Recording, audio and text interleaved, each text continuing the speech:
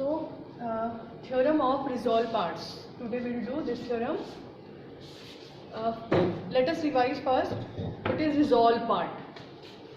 Say we have a force P making angle alpha with x-axis and say this is y-axis. तो P का resolve part क्या होगा x axis के allow? हमने पढ़ा था पहले P cos अल्फा. नाउ आपने बस ये याद रखना है कि P का रिजॉल्व पार्ट x एक्सिस के अलाउ P cos अल्फा और y एक्सिस के अलाउ अगर पूछे तो P sin अल्फा. अब हमें यहाँ पर क्या करना है, हमें दो फोर्सेस चाहिए यहाँ पर, तो मैं एक और फोर्स कंसीडर कर रही हूँ. Say we have another force Q, this one making angle beta with X axis. हम इन दोनों का रिजल्टेंट कैलकुलेट करते हैं और हमने पैरेललोग्राम लॉ पढ़ा था. दोनों का रिजल्टेंट कैलकुलेट करने के लिए मुझे पहले पैरेललोग्राम कंप्लीट करनी पड़ेगी. So let us complete this parallelogram. OABC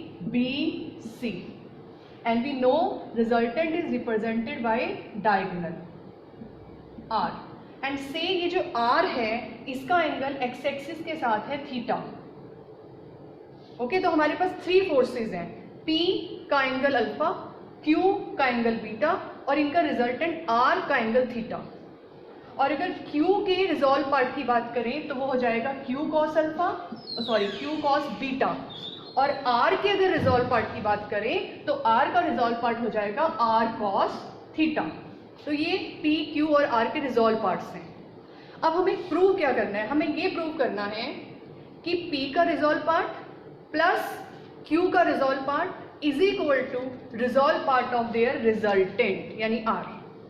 so we will prove that P का resolve part P cos alpha plus Q का resolve part Q cos beta is equal to R का resolve part R cos theta. So means statement is algebraic sum of resolved parts of concurrent forces in any direction is equal to resolved part of their resultant in that direction. इसको मैं ऐसे भी कह सकती हूँ जैसे हमने starting में पढ़ा था कि why R is resultant? Because whatever is the effect of P and Q together, that is the effect of R alone. मतलब P और Q का दोनों का मिला के जो अफेक्ट है, यहाँ पे वो अफेक्ट रिजॉल्व पार्ट की टर्म्स में है, तो P और Q का जो दोनों का मिला के जो अफेक्ट है वो ही अफेक्ट R का अकेले है. Okay, so we will prove this result. Now we will start with resolve part of P, that is P cos alpha. Prove resolve part of P. क्या लिखा है हमने? P cos alpha.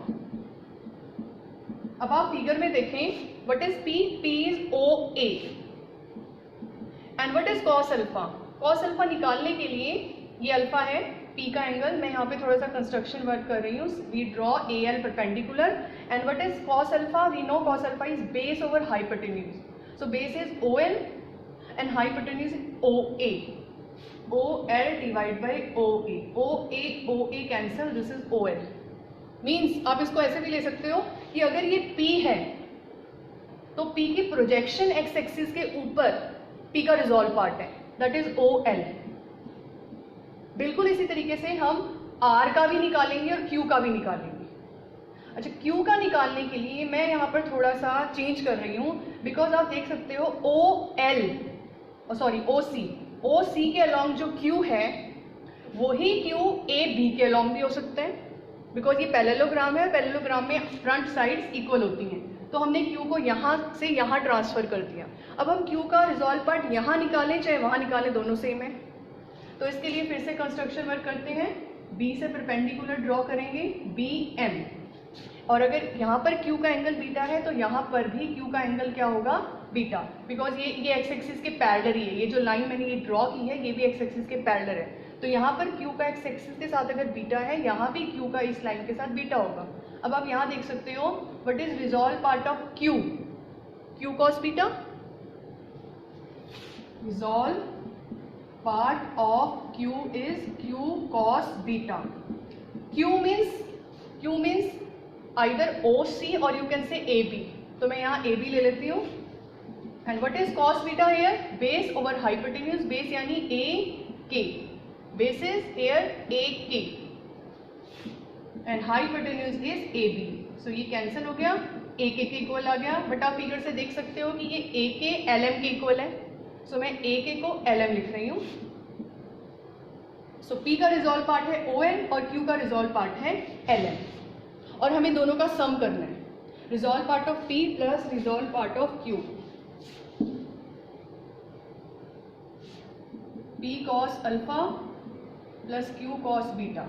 P cos alpha हमारा आया था OL और Q cos beta यानी Q का रिजॉल्व पार्ट आया है LM. And what is OL plus LM? OL plus LM is equal to OM. और OM क्या है? आप देखिए फिगर से, ये जो मेरा R है, R की प्रोजेक्शन OM है. यानी जैसे P का रिजॉल्व पार्ट आया, जैसे Q का रिजॉल्व पार्ट आया, वैसे ही अगर आप R का रिजॉल्व पार्ट निकालें तो वो OM आ जाएगा. So it is resolve part of R.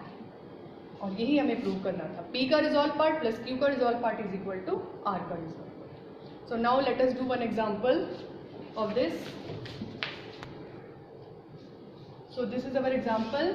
Forces P minus Q, P and P plus Q acting at a point in direction parallel to the sides of an equilateral triangle. So means we are drawing here forces parallel to sides of this triangle. So P is parallel to P, P plus Q is parallel to P plus Q, and P minus Q is parallel to P minus Q. Now what are the angles?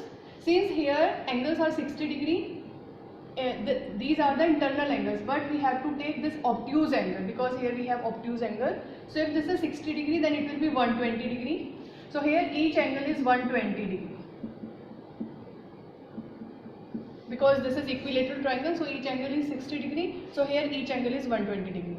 जब भी आप forces को triangle से point पे convert करें तो आपने हमेशा एक बात याद रखनी है कि अगर यहाँ पर एंगल A B C है तो वहाँ पर pi minus A, pi minus B, pi minus C होने चाहिए. लेकिन आपको उसको प्रॉपर्ली अरेंज करना है. हम पाई माइनस A ले लें लेकिन किसी गलत एंगल को ले लें तो वहाँ पे प्रॉब्लम हो जाएगी. तो होंगे तो pi minus of this angle, but arrange आपने खुद करना है.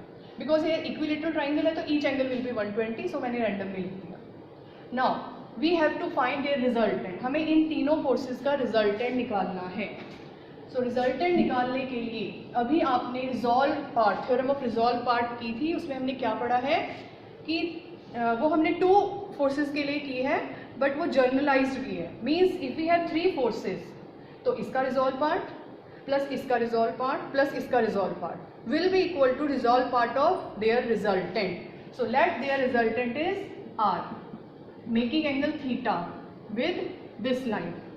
तो R का resolve part along x-axis R cos theta is equal to P का resolve part along this line, because P का angle 0 है तो resolve part क्या होगा? P cos 0. P plus Q का angle है 120 cos 120 and P minus Q का angle है 120 plus 120 that is 240. P minus Q cos 240. मैंने एक ही डायरेक्शन में एंगल लिए, ये आपको याद रखना है. So P cos 0 is 1 and P cos 120 is minus 1/2 and cos 240 is also minus 1/2. So here we have 1/2 outside. 2P minus P minus Q minus P plus Q, so it will be 0. Here we have 0. R cos theta is equal to 0. बिल्कुल ऐसे ही जैसे हमने x axis के लिए किया है ऐसे ही हम y एक्सिस के लिए करेंगे.